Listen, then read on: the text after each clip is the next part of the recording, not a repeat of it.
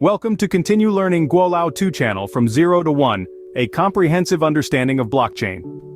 In the fourth lecture we will discuss the technical origins of Bitcoin.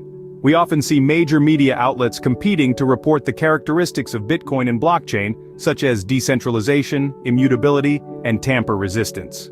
So, why is this the case? I will provide answers in this lecture.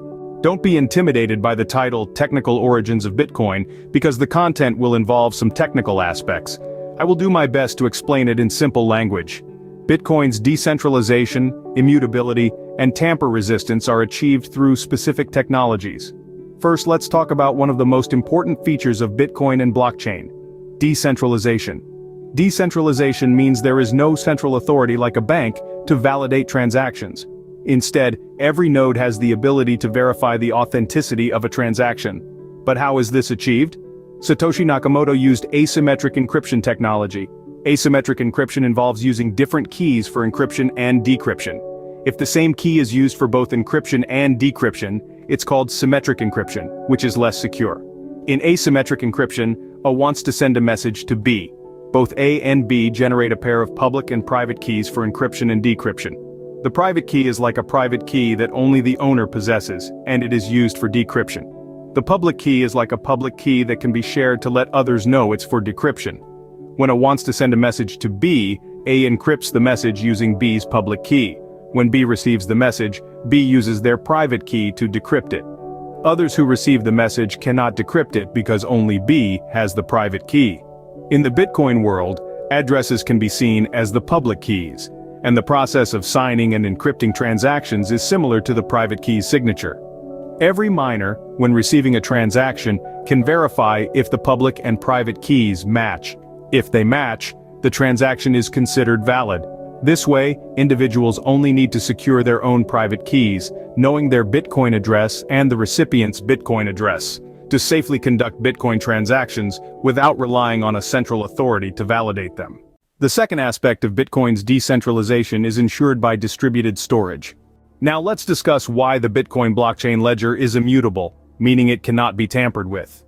This immutability is protected by the proof of work (POW) mechanism and the longest chain rule, which we talked about in the second lecture.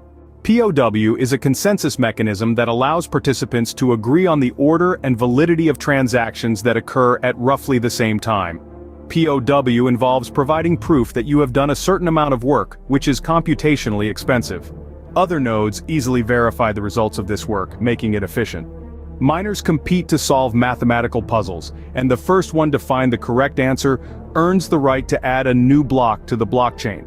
After this, other nodes verify the work and add it to their own copy of the blockchain with a timestamp. If someone wants to tamper with a transaction in a particular block, they would need to recalculate all subsequent blocks, which would require a significant amount of computational power. Bitcoin's network assumes the longest chain is the correct one, so the malicious actor would need to catch up and make their chain the longest to deceive the network. This would be extremely difficult unless they controlled over 50% of the network's computational power. Now let's do some calculations. Currently the entire network has 800 million hashes per second, which is approximately 8 × 10 circumflex 18 calculations per second. Mainstream mining machines have a hash rate of around 10 terahashes per second. To control 51% of the network, you would need at least 400,000 of the latest mining machines. If each machine costs 10,000 yuan, the hardware alone would cost around 4 billion yuan.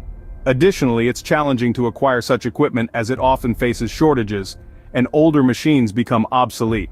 The rate at which you purchase equipment is unlikely to keep up with the rising computational power. From an investment perspective, the cost of attempting a 51% attack is significant, and it's not profitable unless one has a very compelling reason and substantial resources. Thirdly, let's discuss why Bitcoin cannot be forged, meaning you cannot create counterfeit coins. When I send you 0.1 Bitcoin, how can you be sure that I didn't create it myself, and it's genuine?